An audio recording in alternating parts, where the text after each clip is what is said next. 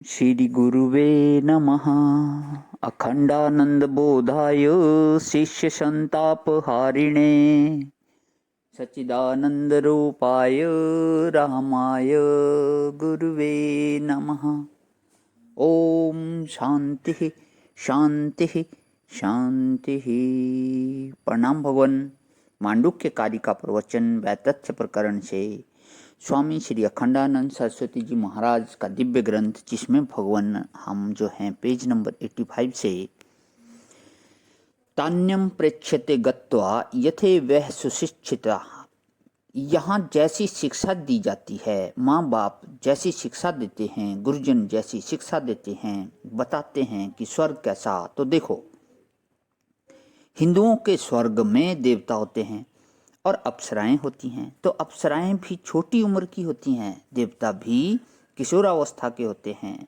यह सब क्या हुआ, मन जो है वह हमेशा किशोरावस्था को ही पकड़ता है। यह असल में समझने लायक बात है। अभी एक सज्जन पूछ रहे थे कि स्वर्ग नरक में क्या होता है, तो सीधे सीधे तो लोग कह देते हैं कि इसी लोक में स्वर्ग है और इसी लोक में नरक है। पर मरते समय क्या होता है कि जो पापी आदमी होता है, माने जिसने भीतर भीतर पाप करके अपने मन से, अपनी नज़र से अपने को पापी बना लिया है, और जब मरने लगता है तब बंधन ढीले पड़ते हैं, तो सोचता है कि हम तो बड़े पापी हैं। अब यमराज के दूत हमको लेने आए। यह काला भैंसा, यह यमराज के दूत, और यह आकर फंदा लगाया, उस समय देह भूल जाता है। कस्यचित् हेतोः मृत्यु रत्य अंत विस्मृति ही। उस कल्पना में इतना डूब जाते हैं कि इस शरीर को भूल जाते हैं। अब क्या हुआ, नरक में चले गए। माने जब नरकाकार वृत्ति हुई, नरक की कल्पना जो चित्त में हुई, उसमें तादात्म्य उत्पन्न हो गई। ऐसा समझो कि एक ऐसा सपना आया कि सपना तो देखते रह गए, और खाट पर लेटा हुआ जो शरीर है वह छूट गया। ऐसे ही स्वर्ग कैसे होता है, सूक्ष्म शरीर से होता है, जिसको यह ख्याल है कि हमने दान किया, धर्म किया, पुण्य किया, व्रत किया। अब जब मरने लगा तो बोला कि देखो, वह देवता लेने आए, यह विमान आया, सो हम तो सीधे स्वर्ग में जाएंगे।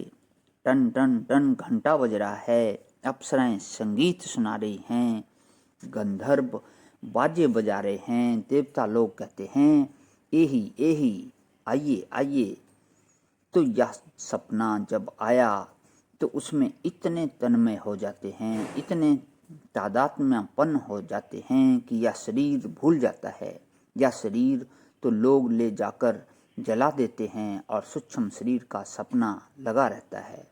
तो उस व्यक्ति को जिसने पूछा था, मैंने यह बात सुनाई, भागवत में थी, भागवत में भी लिखा है, स्वप्ने यथा पश्यति देहम ईदृश्यम मनोरथे नावि निवृष्ट चेतनः दुष्ट श्रोताभ्याम मनसानु चिंतयन् प्रपद्यते तत् किमपि हयाप स्मृति।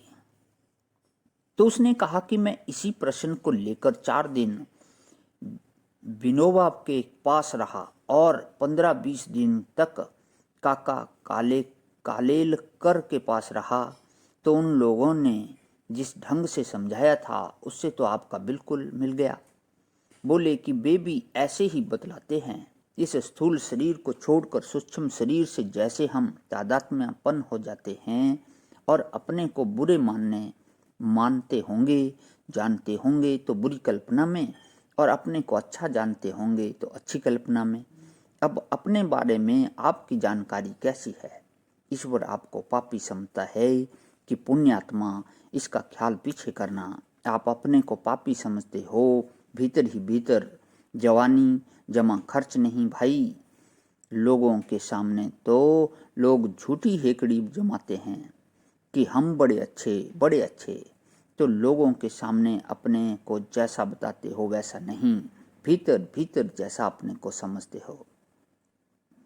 यथा विद्या यथा स्मृति ही, अपने आप को जैसा मानते हो, जैसा समझते हो, वैसा ही स्वप्न आएगा। तो आज यहीं विराम करता हूँ भगवान। ओम शांति शांति शांति। प्रणाम भगवान।